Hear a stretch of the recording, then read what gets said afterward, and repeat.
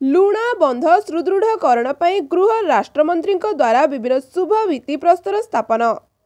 पुरी जिला काकटपुर निर्वाचन मंडली रे मान्यवर मुख्यमंत्री नवीन पट्टनायक जलसेचन विभाग द्वारा 6 गोटी पैकेज रे 54 कोटी टंका व्यय अटकल रे लुणा बंध सुदृढ़ीकरण पर पैकेज देइतबा बेले काकटपुर विधायक तथा गृह राष्ट्रमंत्री तुषार कांति बेहरा अन्यतम अतिथि भाव पुरी जिला परिषद उपाध्यक्ष स्वाधीन कुमार नायक निमापड़ा अधीक्षण जंत्री वैकुंठ नाथ दलाई उपस्थिति रे अस्तरंग ब्लॉक इनायतपुर लुणा बंध उच्चता वृद्धि और सुदृढ़ीकरण सह नदी भितर पार्श्व बंध पथर पैकिंग 3 किलोमीटर कार्य 17 कोटी 53 लाख टंका व्यय अटकल रे शुभ भित्तिप्रस्तर स्थापन कर तंडाहार ठारू सिंहारपाल लुणा बंधर उच्चता वृद्धि और सुदृढ़ीकरण कार्य 1.5 किलोमीटर 13 कोटी टंका व्यय अटकल रे शुभ भित्तिप्रस्तर स्थापन कर 100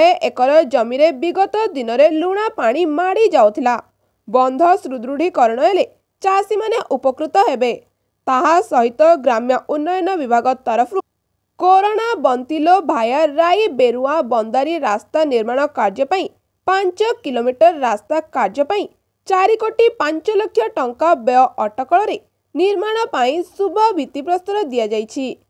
स्थानीय अंचलवासी को गमनागमन सुगम हेब, जहाकु नहीं स्थानीय अंचलवासी मान्यवर मुख्यमंत्री नवीन पट्टनायक और स्थानीय विधायकों को कृतज्ञता अर्पण करिसेंती। सेहीपरि मान्यवर गृह राष्ट्र मंत्री अध्यक्षता पल्ली छक निकट में विशाल महिला समावेश अनुष्ठित होइतिला। एही समावेश रे महिलांक विकास पई होइतिबा योजना नहीं आलोचना होइतिला।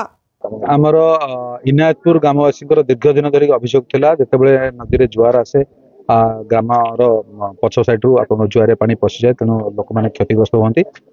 से जो लुणा बंधटी इनायतपुर लुणा बंधटी सुदृढ़ीकरण सहित तार पत्थर पैकिंग नदी भीतर पार्श्व पत्थर पैकिंग से कार्य पाखापाखि 17.5 कोटी टंका व्यय अटकल कार्यक्रम होगा जाऊँगी। तेणु ग्रामवासी जो चाष जमी बुड़ी जाता सहित ग्रामवासी मैंने असुरक्षित मणुले एटा निश्चित भाव बहुत बड़ उपकार हम।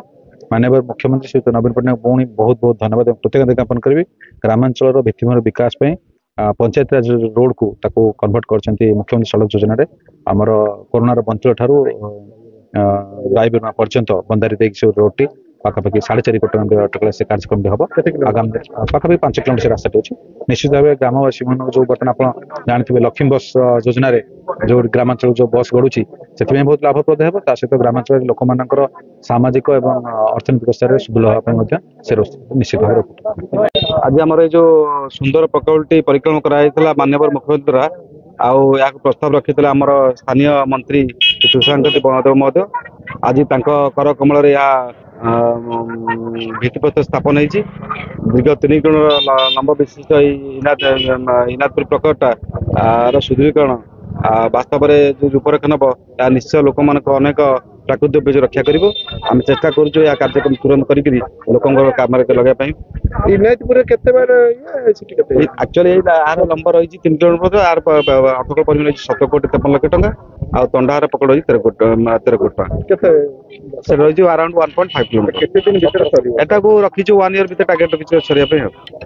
Konark Prakash Kandi report HR TV Odia.